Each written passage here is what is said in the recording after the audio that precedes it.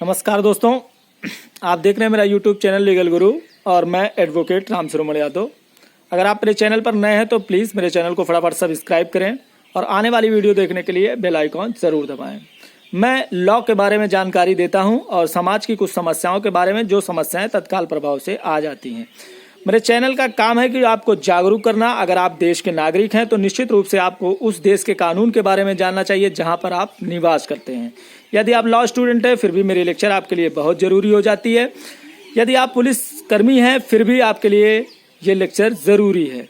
तो हर बेस पर ये लेक्चर जरूरी है मेरे चैनल को, इसलिए फटाफट सब्सक्राइब करें और जानें उस देश के कानून के बारे में जिस देश में आप रहते हैं। यदि मेरी कोई बात आपके समझ में नहीं आती या कोई बात ऐसी है कानून से संबंधित जो आप नहीं जान पा रहे हैं तो प्लीज़ कमेंट करिए, मैं उसका जवाब ज़रूर दूंगा। या टॉपिक अगर बड़ा हुआ तो मैं एक नई लेक्चर केवल आपके लिए लेकर आऊँगा उस टॉपिक से संबंधित। ऐसा मेरा काम है। तो लीगल के बारे में, कानून के बारे में जो भी समस्याएं आपकी हैं आप मेरे साथ शेयर कर सकते हैं और जान सकते हैं उसके बारे में कि उसका क्या समाधान होगा, कैसे समाधान होगा। कोविड-19 में लोग अपने घरों में हैं और निश्चित रूप से आप भी अपने घरों में होंगे और सुरक्षित होंगे। इसी आशा और विश्वास के साथ आप मुझे इंस्टाग्राम, ट्विटर पर भी फॉलो कर सकते हैं। उसके अलावा आप फेसबुक आईडी पर भी मुझे फॉलो कर सकते हैं। मेरी वीडियो देखने के लिए बने रहिए मेरे साथ और जानने के लिए कि कानून आखिर कहता क्या है और कानून चलता कैसे है। न्यायालय किन बातों को एक्सेप्ट करता है और किन बातों को न्यायालय एक्सेप्ट नहीं करता है। हम इस समय बात कर रहे हैं एविडेंस एक्ट की, भारतीय साक्ष्य अधिनियम जिसको कहते हैं हिंदी में, और उसकी धारा जो है 10 के बारे में हम बात कर रहे हैं।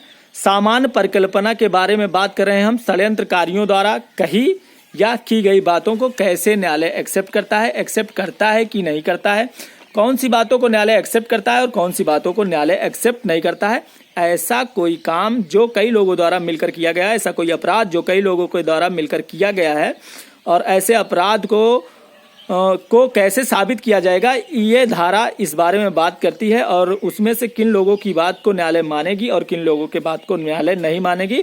पहली लेक्चर इसकी हो चुकी है। उस लेक्चर की जो डिस्क्रिप्शन में मैं उसकी लिंक दे दूंगा। अगर आपने नहीं देखा है तो पहला पार्ट जरूर देख लीजिएगा। दूसरा पार्ट ये है उस लेक्चर की, और उम्मीद है मैं प्रयास करूंगा कि इसी लेक्चर में धारा 10 को समाप्त कर दिया जाए। हम बात करेंगे कि षड्यंत्रकारियों द्वारा कही गई बात या की गई कोई बात कब न्यायालय इसको अपसेट करता है। कोई षड्यंत्रकारी जब 4-5 लोग मिलकर या एक से अधिक लोग मिलकर किसी षड्यंत्र को बनाते हैं, कोई काम, गलत काम, ऐसा कोई काम जो विधि विरुद्ध है, जो कानून कहता है कि नहीं करना चाहिए, 2 या 2 से अधिक लोग मिलकर जब ऐसे कार्य को करने के लिए कोई प्लान बनाते हैं तो उन व्यक्तियों द्वारा कही गई बात या लिखी गई बात किस तरह से षड्यंत्र में साक्ष्य का काम करती है, किस तरह से उसको न्यायालय में साक्ष्य के रूप में प्रस्तुत किया जा सकता है। जबकि उन लोगों द्वारा कोई बात कही गई हो, या षड्यंत्र करने के पहले या षड्यंत्र करने के बाद या षड्यंत्र के समय, तीनों टाइम में यदि कोई बात लिखी गई हो या कोई बात कही गई हो तो वो साक्ष्य, ऐसे साक्ष्यों को न्यायालय ग्रहण करता है। इसका प्रयोग यह दर्शित करने के लिए नहीं किया जा सकता है कि अमुक व्यक्ति द्वारा अपराध नहीं किया गया है। हम इसको इस तरह से समझ सकते हैं, जैसे कोई प्रूफ है, 2 या 2 से अधिक षड्यंत्रकारियों द्वारा कोई काम किया गया है, उसके बारे में उन षड्यंत्रकारियों में से किसी व्यक्ति ने कोई बात कही है, कोई बात लिखी है या कोई सबूत छोड़ा है, तो उसका, उन सबूतों का प्रयोग न्यायालय में यह साबित करने के लिए किया जाएगा कि उन लोगों ने षड्यंत्र किया है इससे संबंधित, ना कि इसलिए कि उन लोगों ने यह षड्यंत्र नहीं किया है। इस बात को न्यायालय एक्सेप्ट नहीं करेगी। वो केवल इसमें, इस साक्ष्य में प्रयोग होगा, इस बात में न्यायालय एक्सेप्ट करेगी कि वह उन लोगों द्वारा वो अपराध करने के लिए षड्यंत्र बनाया गया है। न्यायालय में इस बात का विश्वास करने का आधार होना चाहिए कि 2 या 2 से अधिक व्यक्तियों द्वारा या 2 या 2 से अधिक सदस्यों द्वारा कोई काम किया गया है। अकेले कोई काम नहीं किया गया है, क्योंकि अकेले कोई षड्यंत्र नहीं बनाया जा सकता। षड्यंत्र के लिए 2 या 2 से अधिक लोगों का होना निश्चित रूप से आवश्यक है। ये आप भी जानते हैं, मैं भी जानता हूं और नॉर्मल सी बात है। फिर भी इसको क्लियर कर देती है ये धारा कि 1 से अधिक लोगों का होना जरूरी है, 1 से कम लोगों के द्वारा षड्यंत्र नहीं बनाया जा सकता। इसलिए षड्यंत्रकारियों में 2 लोगों का होना अति आवश्यक है। किसी षड्यंत्रकारी द्वारा उसके गिरफ्तारी के बाद जब किसी व्यक्ति को जो षड्यंत्र बनाया है, 4-5 लोग या 2 से अधिक लोगों ने मिलकर षड्यंत्र बनाया है और उसको पुलिस के द्वारा गिरफ्तार कर लिया जाता है, उनमें से किसी एक को या 2 को, और फिर उसको मजिस्ट्रेट के समक्ष लाया जाता है और वो इस बात को ग्रहण करता है कि हाँ उसने जो है ये षड्यंत्र बनाया था इस अपराध को करने के लिए, तो धारा 10 के अंतर्गत ये ग्रहण नहीं करेगा न्यायालय, ऐसे साक्ष्यों को ग्रहण नहीं करेगा। यदि गिरफ्तारी के बाद मजिस्ट्रेट के सामने कोई व्यक्ति ये कहता है कि हाँ उसने षड्यंत्र बनाया था, वो गवाही देता है कि हाँ उसने ही ये अपराध किया है, तो ये धारा 10 के अंतर्गत न्यायालय इसको ग्रहण नहीं करती है क्योंकि गिरफ्तारी हो चुकी है। साक्ष्य को ग्रहण करने से संबंधित को बात अगर हम समझे तो षड्यंत्र समाप्त हो जाने के बाद या षड्यंत्र चल रहा हो या षड्यंत्र के बाद भी जो भी साक्ष्य हमें इससे संबंधित मिलते हैं, ये तीनों को न्यायालय एक्सेप्ट करती है। षड्यंत्रकर्ताओं द्वारा क्या काम किया गया, जैसे 5 व्यक्ति हैं तो पांचों एक काम नहीं करेंगे, पांचों अलग अलग काम करेंगे, उनकी क्या भूमिका रही इस बारे में यदि कोई बात न्यायालय पे प्रस्तुत की जाती है तो न्यायालय उसको एक्सेप्ट करता है कि किसी एक व्यक्ति द्वारा जो षड्यंत्र में शामिल था उसके द्वारा क्या चीजें हैं जो की गई, उस समय क्या की गई, क्या कार्य किया गया उसके द्वारा, बाहर खड़ा था वो या अंदर था, या उसने क्या भूमिका निभाई उस षड्यंत्र में, ये बात अगर आती है सामने लिखित रूप से या षड्यंत्र के द्वारा कही जाती है, षड्यंत्र करते समय कही जाती है या उसके बाद कही जाती है, तो न्यायालय निश्चित रूप से ऐसे साक्ष्यों को एक्सेप्ट करेगा।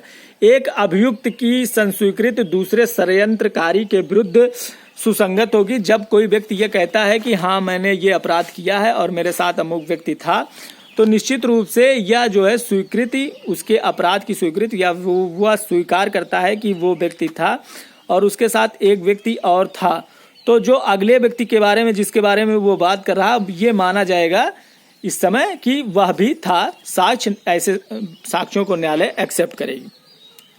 कथन कब कहा गया या किया गया, इसके बारे में यह धारा बहुत विस्तार से बात करती है। कोई बात कब कही गई या कोई बात कब की गई, इसके बारे में हम बात करें अगर, तो कथन कहने या करने की में जो है यह धारा सामान्य नियम है इनके, और एक सीमाएं हैं कि किन सीमाओं के अंतर्गत, किस परिसीमा के अंतर्गत वो कहा गया या लिखा गया या की गई बातें अगर एक सीमा के अंतर्गत की जाती हैं तब तो वो न्यायालय के में साक्ष्य के रूप में एक्सेप्ट होती हैं। अगर उस सीमा क्षेत्र के बाहर होती हैं तो वो न्यायालय एक्सेप्ट नहीं करता है। इसके बारे में मैंने पिछली वीडियो में भी बताया था और मैं इस वीडियो में भी बता दे रहा हूँ विस्तार से। उन सीमाओं के बारे में अगली वीडियो में हम जानेंगे। षड्यंत्र के लिए तर्कसंगत आधार होना चाहिए। कोई भी बात तर्कसंगत होनी चाहिए कि अमुक व्यक्ति द्वारा षड्यंत्र किया गया, इसके लिए तर्कसंगत बातें ही न्यायालय एक्सेप्ट करती है और इधर उधर की बातें न्यायालय एक्सेप्ट नहीं करती है। फैक्ट टू फैक्ट बात जो होती है वो न्यायालय एक्सेप्ट करती है, बाकी इधर उधर की घुमाने वाली बातें न्यायालय एक्सेप्ट नहीं करती है। जहां षड्यंत्रकर्ताओं के बारे में बात की जा रही हो, उनके कैरेक्टर के बारे में या उनके द्वारा किए गए कार्य के बारे में बात की गई है, वहां बात तर्क संगत होनी चाहिए। यदि षड्यंत्रकारी व्यक्ति अनेक व्यक्तियों के होने की जानकारी नहीं रखता है, कोई व्यक्ति ऐसा है जो ये नहीं जानता कि इस अपराध में कितने लोग शामिल हैं, और वो जो है या कोई व्यक्ति अजनबी व्यक्ति है जो उसके साथ अपराध में शामिल है, उसके बारे में नहीं जानता है, तो न्यायालय ऐसे साक्ष्यों को एक्सेप्ट नहीं करता है, स्वीकार नहीं करता है। अगर वो नहीं जानता है, कोई व्यक्ति नहीं जानता है कि कितने लोग इस अपराध में थे और कितने, और जो भी थे वो अजनबी थे, उनको वो नहीं जानता है, तो न्यायालय उस साक्षी के वह अपराधी व्यक्ति के, जो अपराधी व्यक्ति है वो अगर उनके बारे में कुछ बताता है तो न्यायालय ऐसे साक्ष्यों को एक्सेप्ट नहीं करेगी। किया गया कोई काम और कही गई कोई बात या लिखी गई कोई बात न्यायालय में ग्राह्य होगी। मैंने पिछली वीडियो में भी बताया था, मैं फिर बता रहा हूँ और हर बार मैं ये बातें बता रहा हूँ कि कोई काम जो किया गया है या कोई बात जो लिखी गई है या कोई बात जो कही गई है, ये तीनों साक्ष्य के रूप में न्यायालय एक्सेप्ट करेगी, न्यायालय इसको मानेगी।